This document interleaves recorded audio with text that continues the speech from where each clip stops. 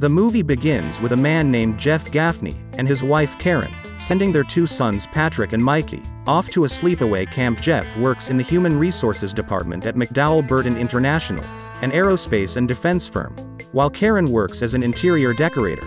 They live in a friendly cul-de-sac neighborhood, where most people are employed by a defense firm. At home, the Gaffneys meet their real estate agent friend, Meg Creverston. Meg is excited because she just sold a house across the street from the Gaffneys' home to a couple just by giving them a virtual tour of the property. The trio are soon joined by Meg's husband and Jeff's coworker Dan, who teases the Gaffneys about all the sex they're about to have since their children are away at camp. Embarrassed, Jeff and Karen excuse themselves. After returning home, both Jeff and Karen are thinking about having wild sex, but can't bring themselves to tell each other about it. At work, Jeff has to resolve issues between the MBI employees as the hour manager. He doesn't have any friends at the company, despite his several attempts to make one. Employees at the defense firm are only allowed to access the internet through Jeff's computer, due to security reasons. At home, Karen notices the new neighbors move in across the street and becomes interested when she sees a handsome man and a beautiful woman entering the home romantically. She takes their picture and sends them to her husband. When Jeff returns home, he finds Karen entertaining their new neighbors Tim and Natalie Jones in their home. The 2 couples get to know each other. Tim is a travel writer whose hobbies include glassblowing, and Natalie is a Greek social media consultant, cooking blogger, and philanthropist. Jeff and Meg find themselves admiring Tim and Natalie as individuals and as a couple. Tim gives the Gaffneys a handmade glass sculpture as a housewarming gift, and Jeff gives them an MBI stress ball in return. Before the parting, Jeff invites the couple to their annual neighborhood party, which they call Juntoberfest. At the party, Tim and Natalie impress everyone with their many talents and skills. Tim tells everybody about his time at Hazim's Cafe in Morocco, while Natalie beats the neighborhood champion Dan in dart throwing.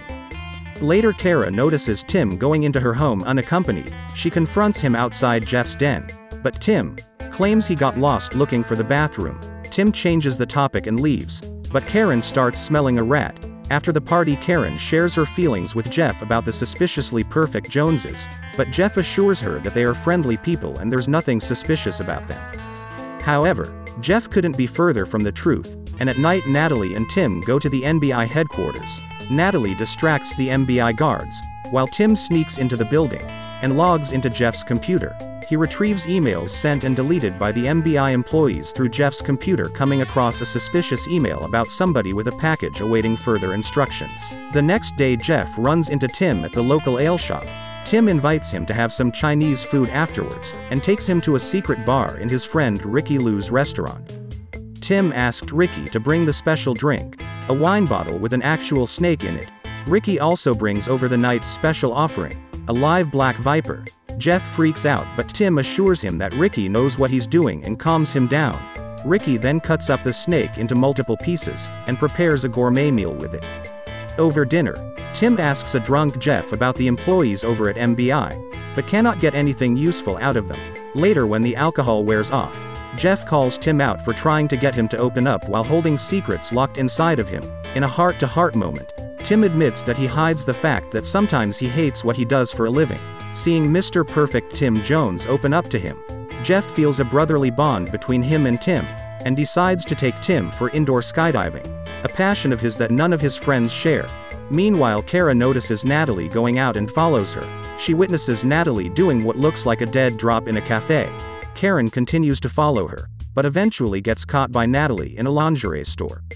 Natalie calls her out, but apparently empathizes with her as a sexy, vibrant woman who has to dim their light for the world. Karen resonates with her, and Natalie picks lingerie for Karen to help her embrace her sexuality and sends her home. Karen and Jeff both return home happy and proceed to get intimate with each other, but end up accidentally breaking the glass sculpture given to them by Tim. Karen discovers a bug among the shards and becomes certain that the Joneses are spies. She insists on calling the cops, but Jeff tells her that they need more evidence. Karen agrees, and the Gaffneys sneak into their neighbor's house while they are away.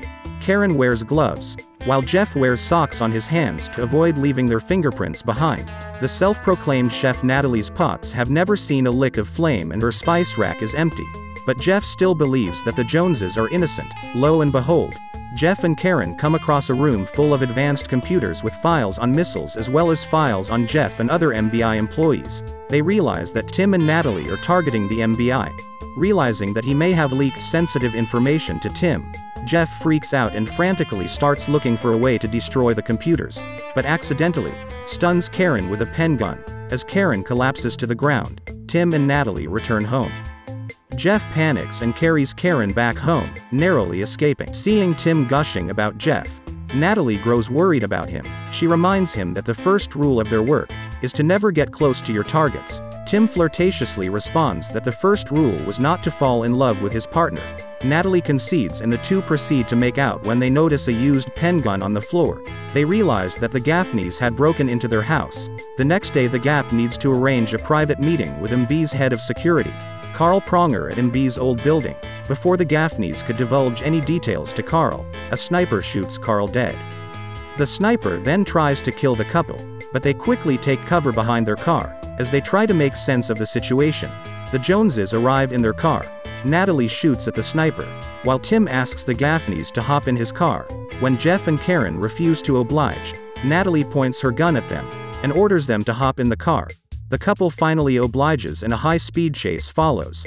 A group of armed motorcycles follow the group and attach a timed bomb to their car. However, with Jeff's help, Tim and Natalie get rid of the bomb and blow up the armed men with it. Afterwards, over lunch, Jeff and Karen learn that the Joneses are actually trying to find the person at MBI who is trying to sell sensitive defense information. Tim also tells him that Natalie and him are a real married couple. Meanwhile, Natalie confesses that she is actually an Israeli. Jeff and Karen try to ascertain if they work for the Mossad or the CIA, but the Joneses refuse to give up any information about their employers. Tim assures Jeff that the bond between them is real. The two couples return back to the cul-de-sac and the Joneses make Jeff and Karen promise to keep everything under wraps, including the Joneses' real identity. After the Joneses re-enter their house, they trigger a bomb that blows up their home.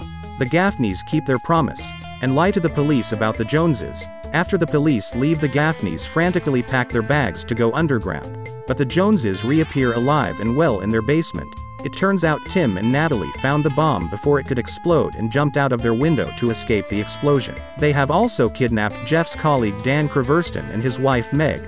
Tim reveals that the Creverstons are the ones who are trying to sell MB's experimental microchips to an international arms dealer called the Scorpion. The chips could be used to undermine the U.S. missile defense system. As they interrogate Dan further, the Scorpion calls on his phone. When Dan panics and is not able to answer the call, Jeff answers the phone posing as Dan and arranges a meeting at the Odyssey to deliver the microchips. Tim and Natalie set up their listening equipment on the hotel's roof, while the Gaffneys get ready for the meeting. Seeing each other dress up so well, Karen and Jeff can't keep their hands to themselves and have sex before leaving the hotel. Tim and Natalie are forced to hear them going at it in their earpiece. Jeff and Karen meet the Scorpion at the hotel with a suitcase containing the chips, posing as Dan and Meg while the Joneses back them up from the roof. As the arms dealer looks at the chips, Jeff recognizes him from his company focus group. After verifying the chip's authenticity, Scorpion hands the couple the money and sends them on their way. However, the Scorpion suddenly remembers him as Jeff the Hour Guy from MBI and figures out that this meeting was a setup. It is revealed that the Scorpion is a former mid-level MBI employee, named Bruce Springsteen. With their cover blown, Tim radios the mission control for backup, but the operation is aborted and the mission control refuses to engage in the public arena, branding the Gaffneys as collateral damage. To save the Gaffneys, Tim and Natalie surrender themselves to the Scorpion. Seeing the Jones surrender, Jeff panics and Tim apologizes to him for letting him down. Bruce is amused by the exchange and expresses surprise at Tim caring so much about a loser like Jeff. Tim swiftly shuts the Scorpion down and tells them that in a world where everybody lies and hides things, Jeff is an honest person.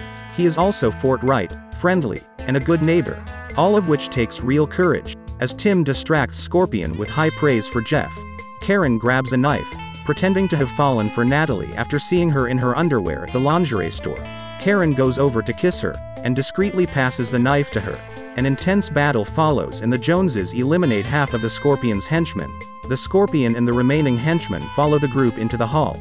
Tim tosses the suitcase with the chips towards the Scorpion and jumps out of the window into the pool with Natalie, Karen and Jeff. As the Scorpion picks up the suitcase, Natalie detonates it and a bomb kills the Scorpion and his remaining henchmen. The Gaffneys and Joneses celebrate and return back to the cul-de-sac. Jeff invites him to stay the night, but the Joneses turn down the offer as they plan to go right back to their life of espionage in their fancy self-driving Mercedes car. Before departing, Tim advises the Gaffneys to see the world outside of the cul-de-sac. Jeff and Karen thank them for everything and bid them goodbye. The following summer, the Gaffneys visit the famous Hazim's Cafe in Morocco that Tim always talked about. The couple seemed so much happier than before. While taking pictures with a hookah, Jeff notices the Joneses sitting at a table nearby. The Spies are in the middle of a mission, but the Gaffneys go over to their table to talk to them and unwittingly blow their cover. This triggers yet another gunfight. But Jeff and Karen couldn't be more excited with this. Thanks for watching, guys.